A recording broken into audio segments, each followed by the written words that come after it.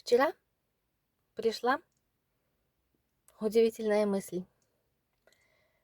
Почему человек, который курит, кашляет? То есть даже это не мысль, а пришло осознание того, что курящий человек чаще всего кашляет. Почему это происходит?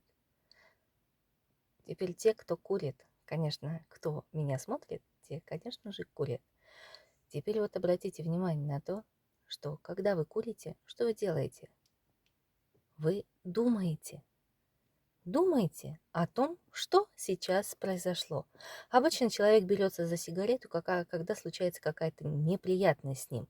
Он идет курить и думает об этой проблеме. Это, знаете, сродни тому, как человек с лишним весом заедает проблему. Вот курильщик, он ее просто закуривает. Он эту идею, эту мысль, этот негатив, он его закуривает и заталкивает вглубь себя.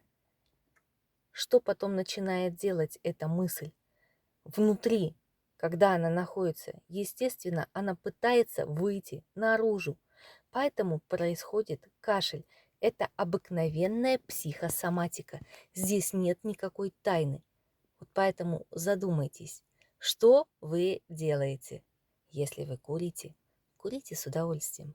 Наслаждайтесь процессом. Радуйтесь тому, что вы можете это делать.